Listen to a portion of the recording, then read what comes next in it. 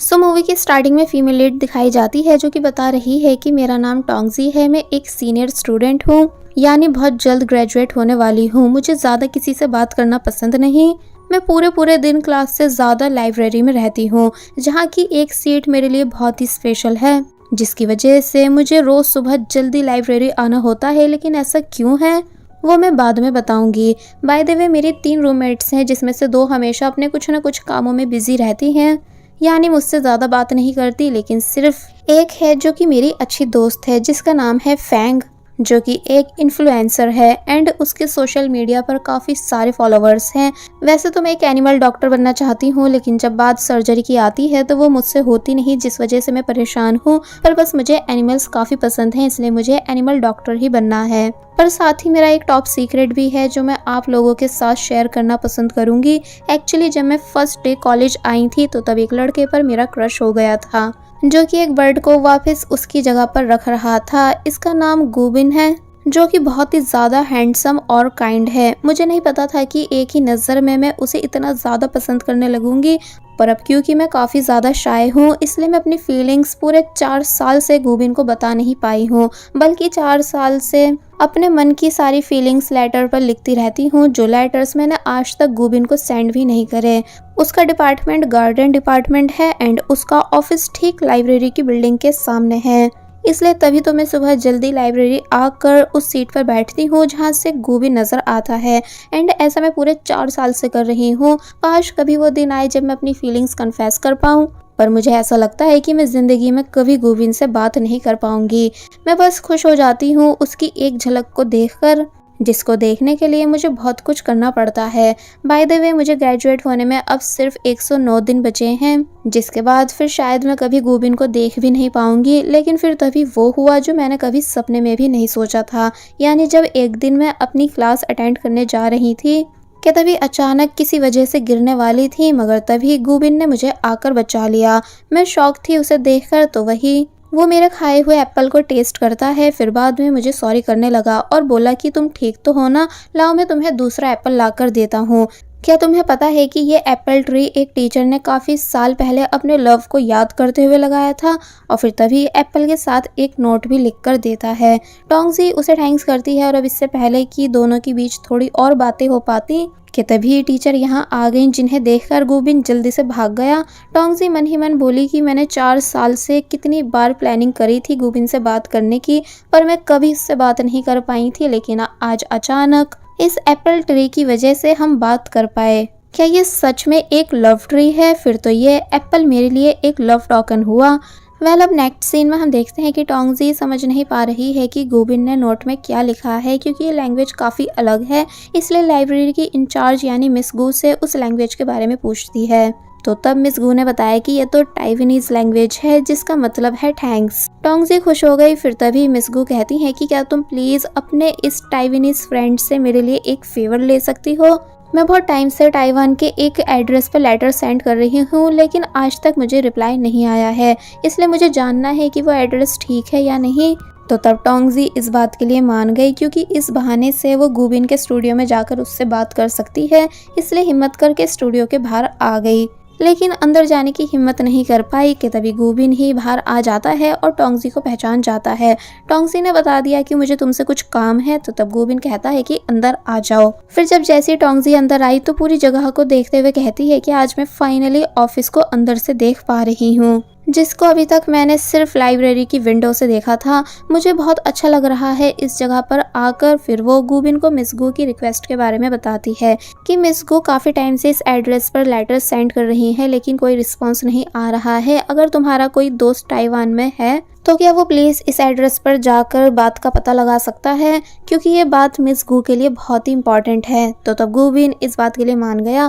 Tongji इतनी ज़्यादा nervous थी कि बात के पूरे होते ही फुल स्पीड में भाग जाती है, क्योंकि उसने काफ़ी मुश्किल से गुबिन के सामने खड़े होकर सारी बातें बोली थी, जो सब देखकर गुबिन हंसने भी लगा। अब वो अपने रूम में आई और एक बार फिर अपनी सारी फीलिंग्स लेटर पर लिखने लगी कि आज मैंने गुबिन से बात करते टाइम कैसा कैसा फील करा। साथ ही ये भी लिखती है कि ये मेरा 92 लेटर है, जिसको भी मैं गुबिन को सेंड नहीं करूंगी बल्कि बस अपने पास संभाल कर रखूंगी। कि तभी टोंगजी की रूममेट आती है और बताती है कि मैं सैड हूँ, मेरा फिर से ब्रेकअप हो चुका है, लेकिन कम से कम मेरा सीन क्लियर तो रहता है। लेकिन तुम तो बस 4 साल से एक ही लड़के के लिए लेटर्स लिख रही हो और उन्हें सेंड भी नहीं करती हो। तो तब टोंगजी कहती है कि हाँ, मुझे ऐसे ही प्यार करना पसंद है, तुम मेरी छोड़ो। और फिर अपनी फ्रेंड को सोने के लिए कहने लगी। फिर सीन कट हुआ और अब हम मॉर्निंग का सीन देखते हैं कि जब टोंगजी सोकर उठी तो पता चला कि कल वो जिस लेटर को लिख रही थी वो टेबल पर से गायब है। टोंगजी की फ्रेंड ने बताया कि वो तो मैंने गुबिन को सेंड कर दिया है, क्योंकि तुम तो कभी अपनी फीलिंग्स उसे बताती ही नहीं, इसलिए मैंने तुम्हारी हेल्प करवा दी। तो तब ये बात जानकर टोंगजी इतना ज़्यादा परेशान हो गई कि जल्दी जल्दी गुबिन के पास जाने लगती है। और जब गुबिन के ऑफिस आई तो यहाँ उसको अपना लेटर दिखा, जो कि अभी तक गुबिन ने ओपन भी नहीं करा था, इसलिए टोंगजी छुपके से लेटर को लेने वाली होती है, बट गुबिन उसे देख लेता है। फिर काफी सारे क्वेश्चंस करने लगता है कि आखिर मुझे ये लेटर सेंड करने के बाद अब तुमको ये वापस क्यों चाहिए, आखिर ऐसा क्या है इसके अंदर। तो तब टोंगजी झूठ कह देती है कि एक्चुअली ये लेटर मैंने तुम्हारे लिए नहीं बल्कि तुम्हारे बेस्ट फ्रेंड चुन के लिए लिखा था, जिसको मैं पसंद करती हूँ। गुबिन हैरान हुआ कि अच्छा ऐसा है कि तुम मेरे बेस्ट फ्रेंड चुन को पसंद करती हो, ठीक है चलो, तो फिर अब मैं तुम्हारी हेल्प कराऊंगा तुम्हारी लव स्टोरी को कंप्लीट कराने में। तो तब टोंगजी बस शांत खड़ी रही, क्योंकि उसने बात संभालने के चक्कर में और ज्यादा रायता फैला दिया था। बाय द वे वो मौका देखकर लेटर लेके यहाँ से भाग गई और बाहर आकर भी काफी ज्यादा परेशान होने लगी कि अब मैं गुबिन के फ्रेंड चुन को फेस कैसे करूंगी। फिर दिखाया जाता है कि अब जब भी कभी गुबिन टोंगजी को उसके बेस्ट फ्रेंड के साथ दिखता था तो वो इन दोनों से बचकर रहती थी। जब वो अपनी फ्रेंड के साथ थी तो तब भी सामने से इन दोनों को आता देख वो यहाँ से भाग जाती है। रात में टोंगजी की फ्रेंड फैंग सभी को अपने न्यू बॉयफ्रेंड से इंट्रोड्यूस कराती है। तो तब टोंगजी खुश हुई ये कहते हुए कि भले ही मैं अपनी फीलिंग्स कन्फेस नहीं कर पाती हूँ, लेकिन मुझे खुशी है कि मेरी फ्रेंड फैंग मेरी तरह नहीं है, उसे जो पसंद आता है उससे फीलिंग्स कन्फेस करके वो उसे डेट कर लेती है। वेल ऐसे ही दिन बीत जाते हैं और जब एक दिन टोंगजी अपने लैब में थी कि तभी गुबिन अपने दोस्त के साथ यहाँ आ गया, जिन्हें देखकर टोंगजी नर्वस होने लगी, क्योंकि काफ़ी सारी मिसअंडरस्टैंडिंग्स क्रिएट जो हुई हैं। बाय द वे ये दोनों यहाँ एक सिक कैट को दिखाने लाए होते हैं, लेकिन फिर बाद में गुबिन टोंगजी को रात को साथ में मूवी देखने के लिए पूछता है, जहाँ ये तीनों जाएंगे।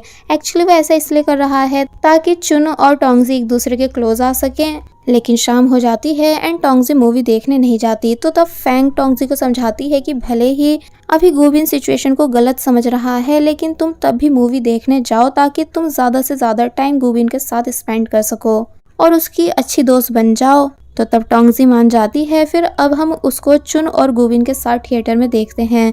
टोंगजी का मूड वैसे तो ठीक था, क्योंकि वो गुबिन के साथ जो मूवी देख रही है, लेकिन जब जैसे उसने देखा कि आगे वाली सीट पर जो एक लड़का अपनी गर्लफ्रेंड के साथ रोमांस कर रहा है वो और कोई नहीं बल्कि उसकी फ्रेंड फैंग का न्यू बॉयफ्रेंड है, इसलिए वो तभी उस लड़के का पीछा करने लगी। वो बार में आ गई जहाँ वो काफी सारे लड़कों के बीच में फंस जाती है, जो सब बुरी तरह ड्रंक थे और टोंगजी को जाने नहीं दे रहे थे। तो तब गुबिन यहाँ आकर टोंगजी को बचाता है, लेकिन टोंगजी जल्दी से यहाँ से चली गई क्योंकि उसे फैंग के बॉयफ्रेंड को पकड़ना था।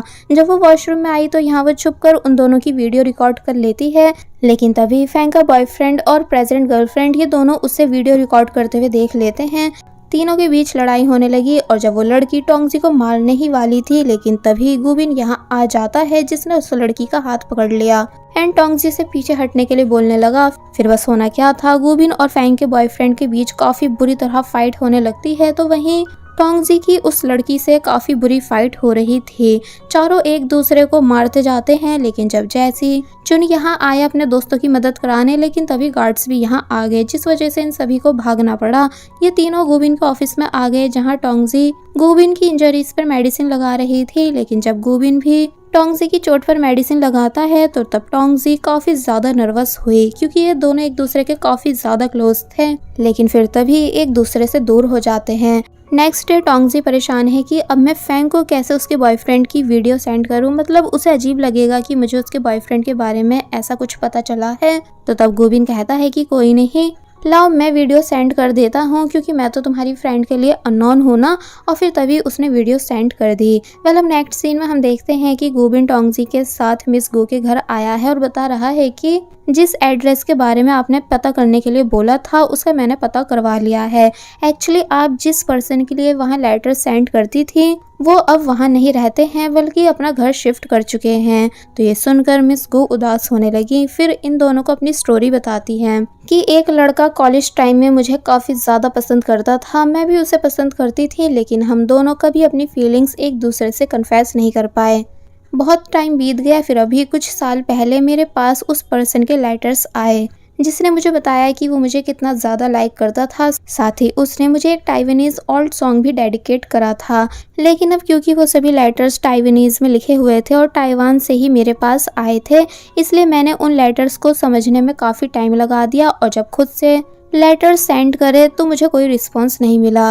और अब तुम बता रहे हो कि वो पर्सन घर शिफ्ट कर चुका है। कम से कम अगर वो पर्सन भी मेरे लेटर्स रीड करके मेरी भी फीलिंग्स जान लेता तो मैं इस तरह रिग्रेट में नहीं रहती। और फिर तभी रोने लगी कि मुझे हिम्मत करके कॉलेज टाइम में ही अपनी फीलिंग्स कन्फेस कर देनी चाहिए थी, ना कि छुप कर रहना था।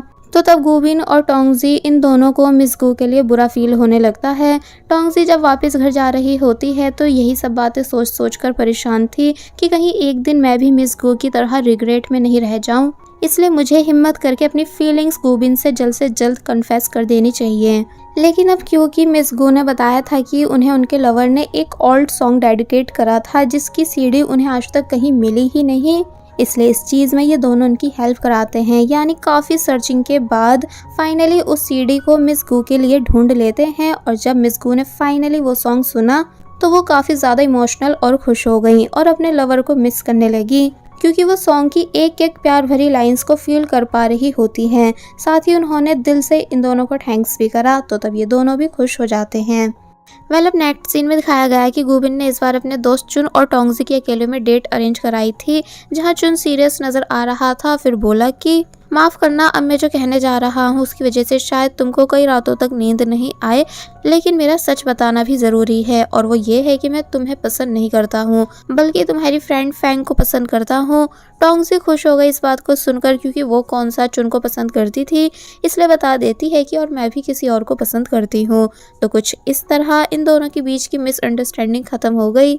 अब हम देखते हैं कि टोंगजी और गुबिन दोनों चैटिंग भी करने लगते हैं, ज़्यादा से ज़्यादा टाइम स्पेंड कर रहे हैं। दोनों के एग्ज़ाम होने वाले हैं इसलिए हार्ड वर्क भी कर रहे थे। टोंगजी को सर्जरी करने में प्रॉब्लम थी, इसलिए गुबिन उसको हिम्मत देने आया, तो कुछ इस तरह वो फाइनली सर्जरी भी कर पाई, जिस वजह से वो पास भी हो जाती है। दूसरी तरफ गुबिन का भी प्रोजेक्ट अच्छे से रेडी हो गया था, इसलिए वो भी पास हो गया। अब ये सभी साथ में बाहर घूमने का डिसाइड करते हैं, जहाँ फैंग टोंगजी को समझा रही है कि यही वो दिन है जब तुमको हर हाल में अपनी फीलिंग्स कन्फेस करनी ही होगी, इसलिए बिल्कुल भी हार नहीं मानना। टोंगजी मान गई और फिर जब सभी लोग घूमने जाने के लिए रेडी थे और जब जैसे टोंगजी एकदम डिफरेंट लुक में गुबिन के सामने आई, यानी वो काफ़ी ब्यूटीफुल दिख रही थी, तो तब गुबिन टोंगजी को बस देखता ही रह गया। यानी वो चाहकर भी अपनी नज़रें टोंगजी पर से हटा नहीं पाया, क्योंकि हमें जो पसंद होते हैं वो डेली लुक में तो स्पेशल लगते ही हैं, मगर जब वो और अच्छे से रेडी होकर आते हैं तो तब एकदम अलग ही बात आ जाती है। इसलिए गुबिन की नज़रें टोंगजी पर से हट ही नहीं रही थी। बाय द वे क्रेडिट फैंग को मिलना चाहिए, क्योंकि उसी ने टोंगजी को रेडी करा था। मतलब ये सभी अम्यूजमेंट पार्क आ गए, जहाँ काफ़ी ज़्यादा एंजॉय करते हैं, हंसी मजाक करते हैं। टोंगजी की फ्रेंड्स इन दोनों को डरा भी देती हैं ताकि ये दोनों थोड़े बहुत क्लोज आ सकें। फिर जब ये दोनों एक मिनी कार में थे एंड टोंगजी गुबिन से कुछ कहने वाली थी, लेकिन तभी इन्हें एक दूसरी कार ने हिट कर दिया, जिस वजह से गुबिन का सर बुरी तरह घूम गया। यानी देखने में ऐसा लग रहा था कि जैसे उसको कुछ प्रॉब्लम है, लेकिन फिर वो उठा और टोंगजी से यहाँ से चलने के लिए बोलने लगा। घर जाते टाइम फैंग इन दोनों से कहती है कि सॉरी, टैक्सी फुल हो चुकी है, अब तुम दोनों साथ में आ जाना। तो तब गुबिन टोंगजी को घर लेकर नहीं गया, बल्कि अपना सीक्रेट प्लेस दिखाने के लिए लेकर आया, जो कि टोंगजी को काफी ज्यादा पसंद भी आता है। दोनों बहुत सारी बातें करते हैं। फिर टोंगजी हिम्मत करके गुबिन को अपने लिखे हुए लेटर्स पढ़ के सुनाने लगी, जहाँ वो सब बता देती है कि मैं तुमको डे 1 से लाइक करती हूँ। जब मैंने तुम्हें ट्रिप पर उन बर्ड्स की हेल्प करते हुए देखा था तो मुझे इतने पसंद आए कि मैं चोरों की तरह तुम्हारा पीछा करने लगी। मैंने ही छुपकर तुम्हारी उस फोटो को निकाला था जो तुमने ऑफिस के बाहर लगाई थी। साथ ही मैं तुम्हारी क्लास में भी आती थी तुमको देखने के लिए, लेकिन तुम मुझे कभी क्लास में दिखे ही नहीं। मैं बस हर रोज तुम्हारे ही आने का इंतजार करती रहती थी, फिर ऐसे तुम्हारे सामने से निकल कर जाती थी कि जैसे हम बाई कोइंसिडेंस एक दूसरे के पास से गुजर रहे हो। मुझे ये सब करना बहुत ही अच्छा लगता था क्योंकि इस बहाने मैं तुम्हारी एक झलक देख पाती थी। फिर फाइनली हम उस दिन मिले जब तुमने मुझे गिरने से बचाया था और मेरे एप्पल को खाया था। फिर बस धीरे धीरे हमारी दोस्ती बढ़ती गई और सब कुछ मेरे लिए एक सपने की तरह था। इनफैक्ट अब भी ऐसा लग रहा है कि जैसे मैं कोई सपना देख रही हूँ और तुमको फाइनली अपने मन की सब बातें बता रही हूँ कि कैसे इन पूरे 4 साल मैंने तुमको दिल से पसंद करा है। तुम मेरे लिए सिर्फ एक दोस्त नहीं हो बल्कि मेरी दुनिया बन चुके हो, जिसको सोचे बिना मेरा एक दिन भी पूरा नहीं होता। तुम्हारी ही वजह से मुझे सर्जरी करने की हिम्मत आई और मैं फाइनली पास हुई, इसलिए थैंक्स मेरे इन कॉलेज डेज को स्पेशल बनाने के लिए। अगर तुम नहीं होते तो मेरे पास इतनी प्यारी यादें नहीं होती। और फिर अब जब फाइनली गुबिन को आई लव यू कहने ही वाली थी, लेकिन तभी गुबिन उसे बीच में रोक देता है और कहता है कि तुम इतनी सीरियस क्यों हो रही हो, यानी हम दोनों सिर्फ दोस्त हैं। टोंगजी शॉक रह गई गुबिन की इस बात को सुनकर। फिर गुबिन आगे बोला कि मैं तो सभी की हेल्प कराता हूँ, सभी के साथ काइंड हूँ, इसका मतलब ये तो नहीं कि तुम मुझे गलत समझो, इसलिए प्लीज चुप हो जाओ, रात काफी हो चुकी है, हमें अब घर चलना चाहिए। और हाँ, एक बात तो मैं तुम्हें बताना ही भूल गया था कि मैं ग्रेजुएशन के बाद ताइवान शिफ्ट होने वाला हूँ, फिर शायद हम कभी नहीं मिल पाएंगे। तो तब टोंगजी का दिल और बुरी तरह टूट गया कि कैसे गुबिन ने टोंगजी को रिजेक्ट कर दिया है, क्योंकि शायद गुबिन ने टोंगजी को कभी 1% भी पसंद नहीं करा था। ऐसे ही अब काफी दिन बीत जाते हैं और बताया जाता है कि टोंगजी ने गुबिन से मिलना छोड़ दिया है।